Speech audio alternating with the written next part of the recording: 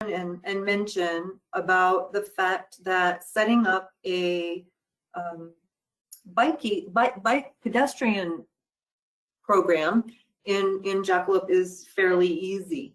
I don't really have very many requests or anybody really discussing bicycle data. I'm getting the sense that maybe a lot of our traffic clients aren't involved in the collection of the bike and pedestrian data. It's probably coming from other sections. But I thought it might be something to show you how easy it would be to incorporate counts in Jackalope for maybe offering it to other sections, especially in times of money crunches and budget changes, to be able to maybe share technology that's in Jackalope to other people in the agency, and you look good. You're sharing your things with others, and I don't know that the impact would be very much on you at all. So in the case of the one place that we have set up bike and pedestrian counting is Madison MPO. This is an agency working underneath the Wisconsin DOT's license, and they are working as an autonomous agency. So the first thing that we did for them is in their site list, they typically were collecting data under a station number. So we just simply added a new naming convention called bike and pedestrian. That way they could have sites that were bike pedestrian sites, completely differentiated or separated from bikes that were, or from sites that are their motorized sites.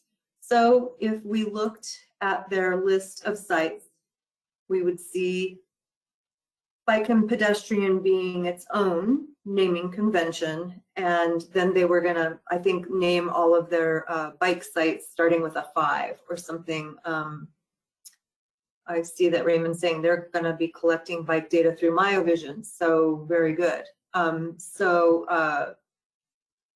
You, Raymond, in Idaho may want to consider adding a different site name for them if you're gonna differentiate that way.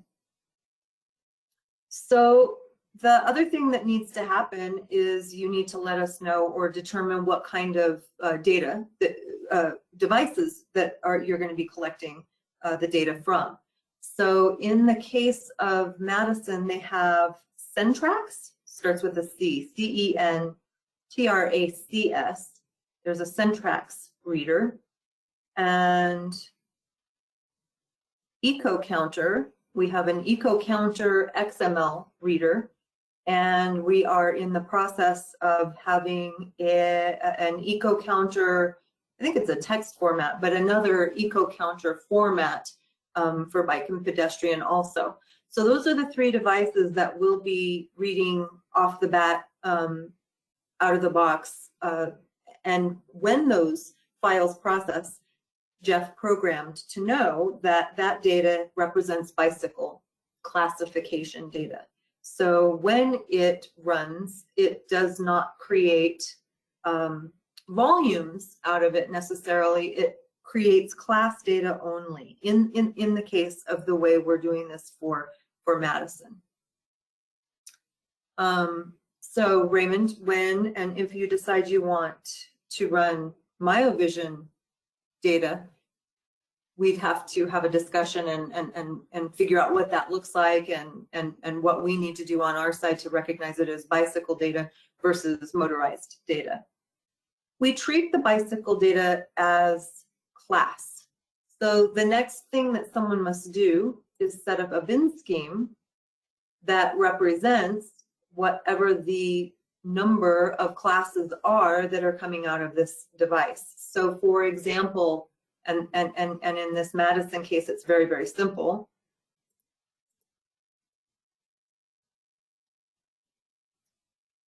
It is bicycles. That's all they're collecting. It's one bin and it represents bicycles. But if they also had the condition where they were collecting pedestrians, then they could add another bin and they'd have bicycles and pedestrians. So then when you created your report for this site, you could see how many bicycles were on the path, how many pedestrians were on the path, and so forth. So the setup is that easy. You need a site that's going to represent where this data is collected, and it could be your same site naming convention that you're using for your stations, or you can ask us to create a new one for you. Create a bin scheme that's going to represent your bikes, pedestrians, and whatever other collection is going to happen. And then work with us to get a reader for the device type if we already don't have one. So you submit the file. And in this case,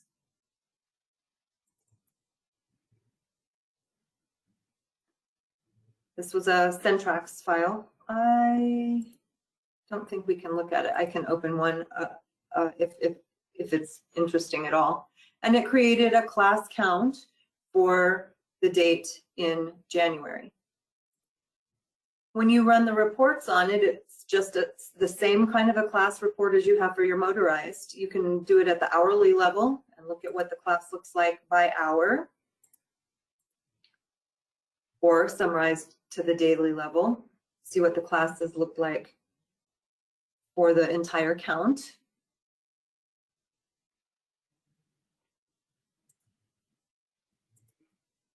This isn't as interesting because they are only collecting bicycles. But if they were collecting bicycles and pedestrians, you would see the difference in each of the bins for each of the different types of classes by hour.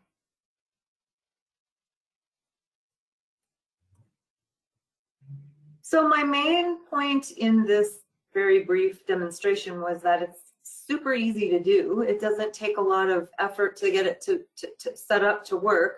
Probably the biggest time constraint would be working with us to get a reader done if it's not already one of the few types that I've mentioned. And you can share your ability to process bike and pedestrian data with other sections if that seemed helpful. I know for Madison, they didn't process theirs through any sort of a system, and they just had a whole bunch of files lying around.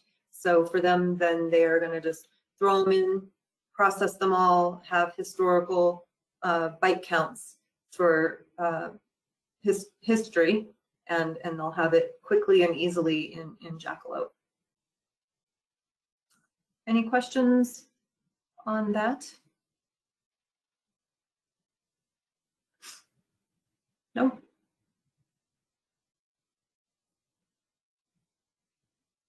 So, Joe, you might have to chime in here. Will we produce the 2016 TMG bike and ped format? I'm assuming we have to. We will. Yeah, we haven't been asked for it yet, but we definitely will.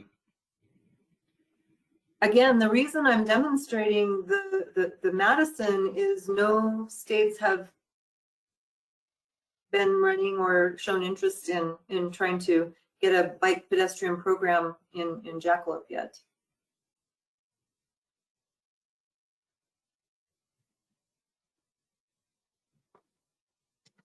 We've had. Anthony, it's Robert. Go ahead. Hi. I'm sorry. At UDOT, we've been approached to take over some of the bike and ped equipment, but from a management level, nobody's really wanting to take that ownership because they understand the responsibility and costs, and so they're still kind of mingling over it because we're in a situation where a lot of the bike and ped data is still handled at the MPO level, is where it's really used, and then we have some planners available to help use it, but the problem is the MPOs aren't capable of really managing that information. So we're kind of like in between of who wants to actually take control of it at this point. Yeah, and I think many different states, the bike and pedestrian stuff lives in different sections.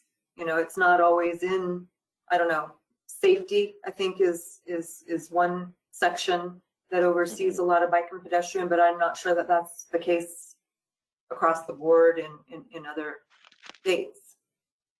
Yeah, for us, it's in our planning department is where our bike and ped coordinator's at. But that said, our bike and ped coordinator doesn't look at this data per se. But she's been trying to get the data be shared across multiple MPOs so that everybody can use it. And they've not quite figured out what they want to do. There's basically too many hands in the pot trying to make those decisions, I think, at this point. I'm guessing that when people start using it and do go through some of this setup effort, that we're going to get requests for different reports and things for it. But again, up until now, no one's asked for the use of it. So I just wanted to just point out that it could be a quick and simple setup just to even begin looking at what this looks like. Susie says that the bike and ped format will stay the same in the new 2021 TMG question mark. Stephen?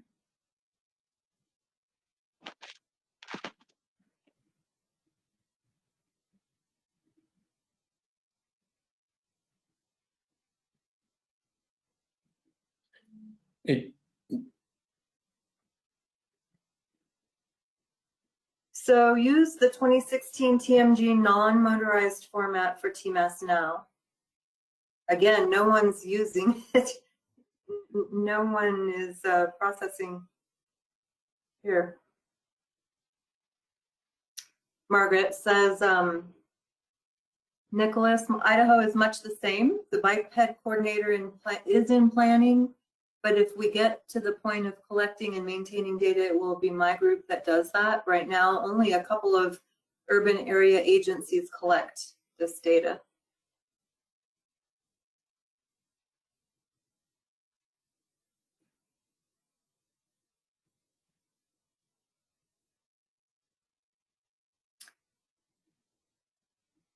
Do bike and ped sites exist alongside the traffic sites in Jackalope? That's what I was saying. That can be up to you. If you, I mean, they do seem to be a separate thing. You know, they don't necessarily have lanes, for example, or something. It could just be a site. So in the case of Madison, we created a whole new separate naming convention for bike and ped. Does that make sense, Nicholas? Yes, it does. Yeah, so I guess the reason I ask is they are separate. Yeah, I've got a CCS down in Moab that's collecting 4 lanes of traffic data, but it's also collecting 2 lanes of bike and ped data. Now, it doesn't know how to classify that information, but right now our reader basically just ignores the 2 lanes in Jackalope, and I'm just wondering if it'd be beneficial to set them up just to start storing that data, or I'm not exactly sure. Yeah, that's a tricky thing that we've come across where they're collecting it all in one data file. And Joe, Jeff, you can chime in on what we're going to end up having to do about this, but we don't currently have a way of binding only bins to a site. We can bind, you know, only certain channels to different sites, but we don't have a way to just take bins out of a file and bind only bins to one site or another site. Right. And I don't know if that makes a difference or not in this case, because you know, it's one where we can't even tell what a bike from a ped because it's using a Wavetronics device. But so I mean, just the total volumes is probably the only informational piece out of that data set. Python. kind of like this was here. Mhm. I mean, you can make your bin scheme name whatever you want, and it could be bikes / pedestrians, you know, it could be both. How this label appears in here. It's kind of small.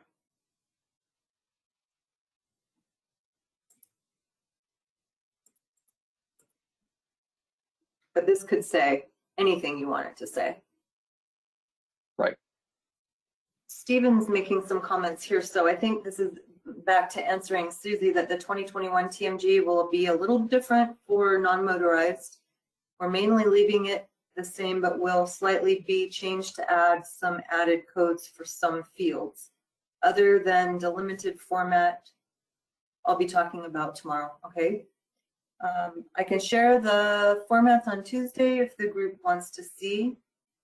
These are still a draft formula or format and not finalized yet.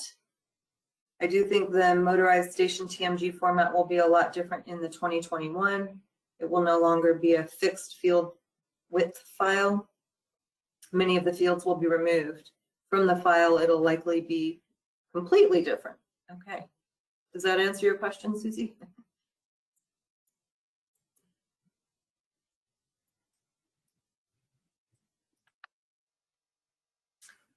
Even if they're Any not other- all, how are we gonna get them all into the cards for the card reader? Onto our mainframe? Sorry, just kidding, Stephen. I was going to say the mainframe.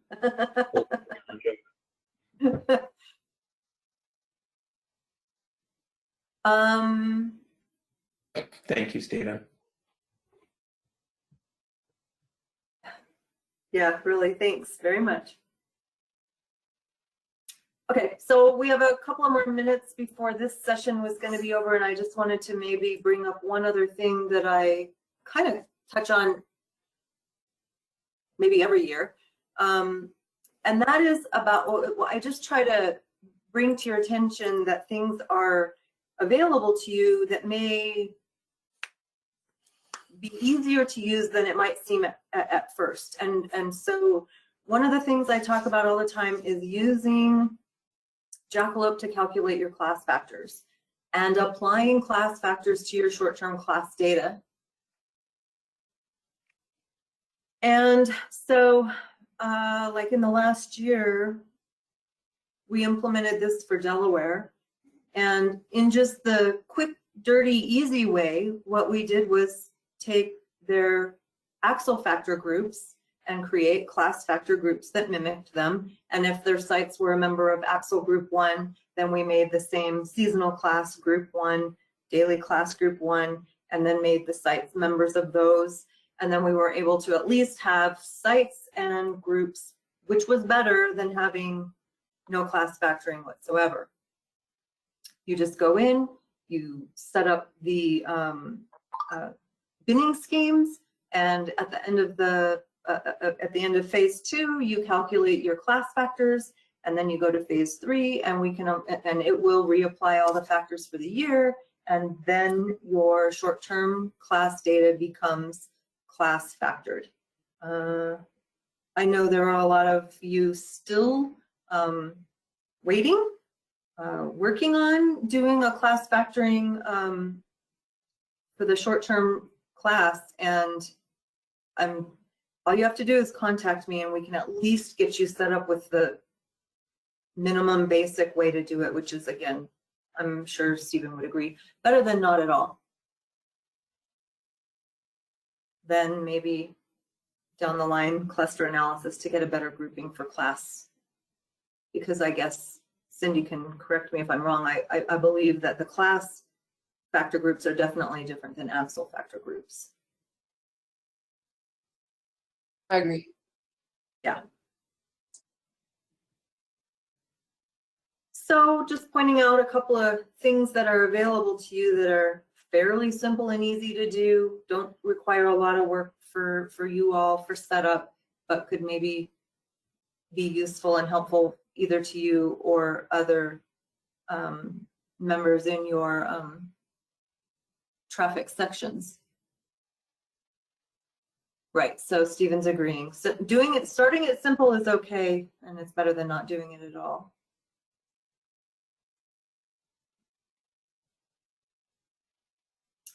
And then Joe's confirming that he likes the new formats. We're back to the TMS submittal formats, I think.